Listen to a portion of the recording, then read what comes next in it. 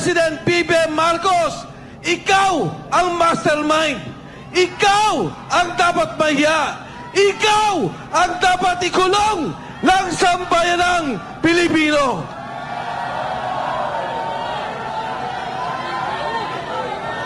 Ngayon, sasabihin nila, ang sabi po nila, Saldico, umuwi ka, harapin mo ang kaso. Ngayon, ang sabi nila, may kaso na si Saldico. Nung araw, ang sabi nila, wala silang kaso kay Saldico. Nung sila na ang tinuro, Speaker Martin Romualdez, President Bongbong Marcos, biglang nagkakaso, biglang papauwiin dito. Para ano? Patahimikin? Para ano? Pabaliktarin? Para ano? Patayin at mawala na ang tunay na mastermind, ang tunay na nagbebenepisyo sa korupsyon, pondo ng sambayanang Pilipino.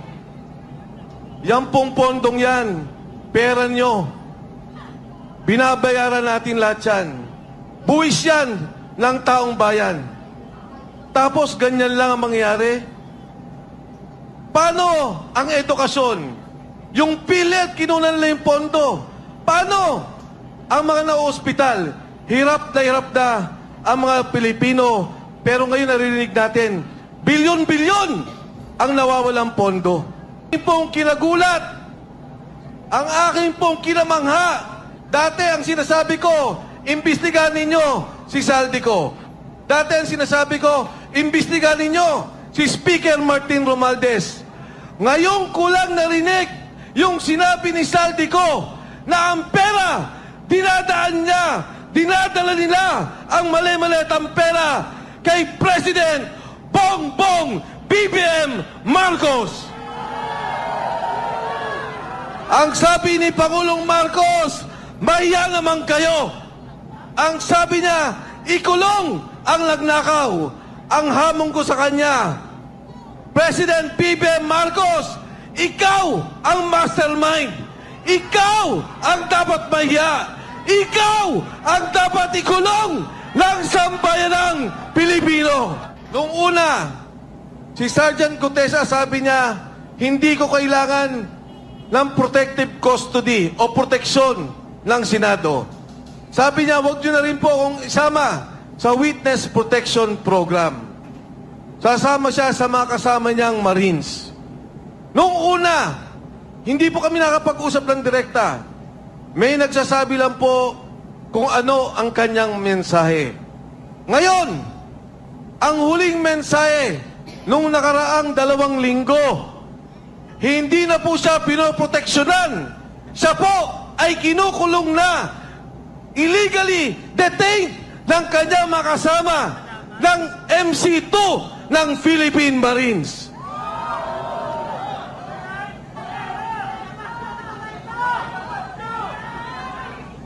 Alam niyo po, ang kinakaawa ko, naintindihan ko, si Sergeant Gutesa, napapirma na po nila ng affidavit. Umatras na, iniba na ang kwento.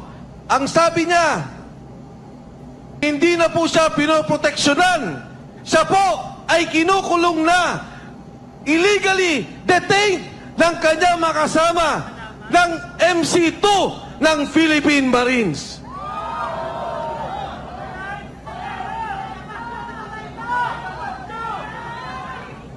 Alam niyo po, ang kinakaawa ko, naintindihan ko, si Sergeant Gutesa, napapirma na po nila ng affidavit. Umatras na, iniba na ang kwento. Ang sabi niya, si Defensor at si Marcoleta ay babayaran daw siya sa kanyang sasabihin. Binidyo si Sergeant Gutesa, pero hindi po ko galit.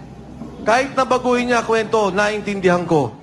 Dahil pag ang pamilya mo, ang asawa mo, ang mga anak mo, ang tinakot, naintindihan ko, Sergeant Gutesa, huwag kang mag-alala, naintindihan ka ng sambayanang Pilipino.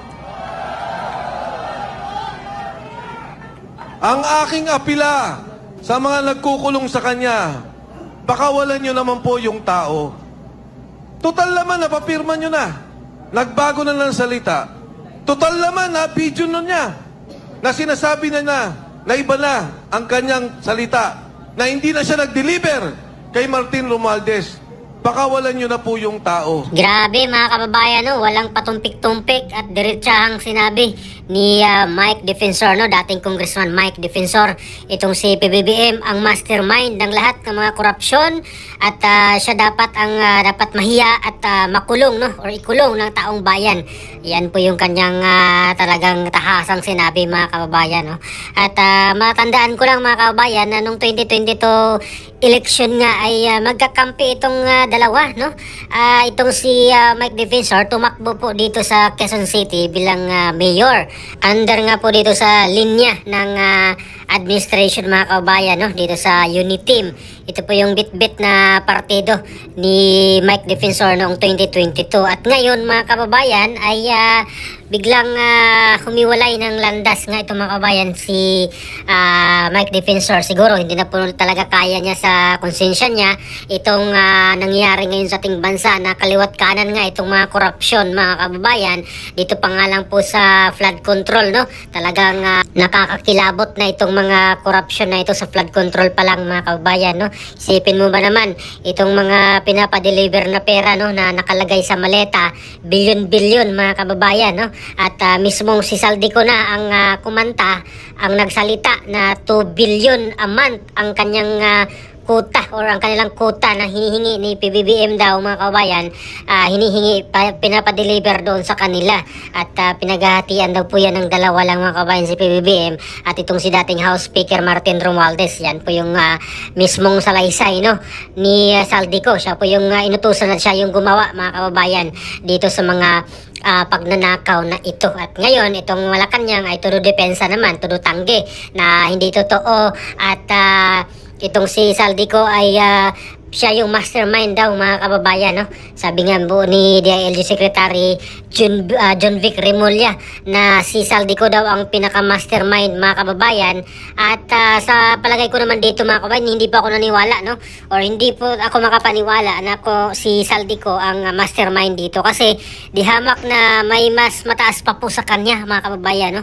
Dito sa pagiging Appropriation Committee Chairman lang siya at meron pang House Speaker at syempre yung nasa Malacanang yung pinakamataas mga kabayan at isipin mo siya yung presidente at hindi niya alam itong mga galawang ito mga kabayan. Napaka-imposible mga kababayan itong sabihin niya na hindi niya alam.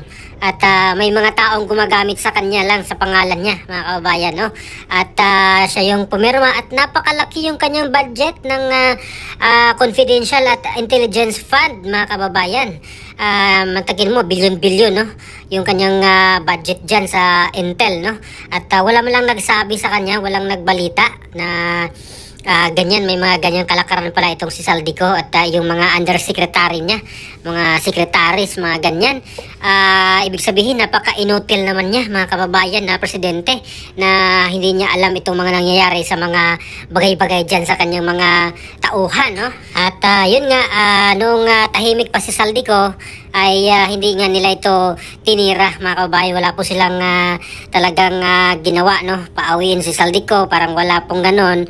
Yung passport, wala pang aksyon kung kailan i-cancela. Pero nung nagsimula na nagsalita itong si Saldico ay talagang sunod-sunod yung kanilang mga statement mga kababayan, no? At ito na nga, may mga kaso na yung ifina-file laban dito kay Saldico, pati yung passport, no? Ngayon hinahanap na po nila si Saldico sa ibang bansa, tinatrack down na nila kung saan bansa ngayon si Saldico, no? At yun nga mga kababayan, ang sinabi ngayon ni Mike Defensor na talagang si PBBM ang pinaka-mastermind mga kababayan. At bagay na sinabi rin po yan, no, ni Vice President Sara Duterte talaga mga kababayan din. Kasi siya yung pumirma ng GAA, no, 2025 lang mga kababayan. 2025 pa lang yan, no? Hindi pa kasama yung 2023, 2024. Siyempre may mga insertion din yun ng mga panahon na iyon mga kababayan. Noong 2025 lang yung pinaka siguro, no, yung pinaka malupit, pinaka talagang hindi na talaga ng konsensya ng iba kasi pinakakurakot daw yun mga kababayan, no? At si dating Pangulong Duterte nga po yun yung isa sa mga very vocal din patungkol dyan na pinakakurap, no? Pati sila Attorney Vic Rodriguez, sila Attorney Congressman Isidro Ungab, no? Isang dating experience na Appropriation Committee Chairman din po yan, si Congressman Ungab, no? At alam nila yung mga galawan dyan na napakaraming insertion nga mga kababayan. At bagay naman na pinatunayan mismo, no, kumanta, nagsalita itong si Saldico na committee chairman nung mga panahon na iyan. Talagang inutusan daw siya na mag-insert ng 100 billion pesos, no less than the president mga kababayan ang nag-utos, at pati yung kanyang anak na si House Majority Floor Leader na si Congressman Sandro Marcos ay may mga insertion din mga kababayan na umabot ng 50 billion. So talagang grabe mga kababayan, no? Yung mga ganyang pera, kung napunta lang yan sa totoong project ay talagang mapakinabangan yan mga kababayan, sa totoong proyekto na talagang makinabang ang tao, no? Malaking tulong na yan mga kababayan sa mga kalsada at lalo sa mga healthcare system natin. Napakaraming Pilipino ang talagang pumila dyan araw-araw sa mga public hospital mga kababayan, walang pambayad sa hospital, sa private. Siyempre sa public sila magtiyaga, at pati sa gamot mga kabayan, pumipila po sila ng yung iba dyan a day before, pumipila na para mauna sa pila mga kababayan. Yung iba madaling araw pa nandun na nakapila na, yung iba gabi pa nandun na nakapila na. So grabe mga kababayan itong nangyayari ngayon sa gobyerno, no? Sa opinion ko talaga itong talamak na korupsyon, ito talaga magpalugmok, no, sa bansang Pilipinas. Kawawa yung mga susunod na mga henerasyon at kawawa yung mga taxpayers mga kababayan. Ang hirap kumita, ang hirap magtrabaho, pero yung taxes na kinakaltas ay napunta lang dito sa mga kamay ng mga buayang politiko mga kababayan. So ngayon, yung mga kinakasuhan nila, itong mga maliliit, itong sabi pa nga ni dating Governor Chavit Singson, yung pinupursige nilang kasuhan nga, itong mga ginagamit nila mga kababayan, gaya ng mga opisyalis ng DPWH at itong mga kontratista. So sila yung ginagamit nila, pero yung mga pinaka big fish, yung mga mastermind, ay malayang malaya mga kababayan ngayon. At para sa aking opinion, itong ICI mga kababayan ay syempre yung gumawa niyan yung presidente. So matik na yan, understandable na yan mga kababayan, na talagang luto yan mga kababayan yung kanilang investigasyon, no? Piling-pili yan mga kababayan yung kanilang iimbestigahan lang mga kababayan, at hindi nila kayang banggain yan yung taong gumawa sa kanila, no, sa ICI. So ano pa masasabi nyo dito mga kababayan sa talagang diretsahang sinabi ni dating Congressman Mike Defensor, no, na si PBBM ang pinaka-mastermind? Please comment down below. Maraming salamat. God bless po sa ating lahat.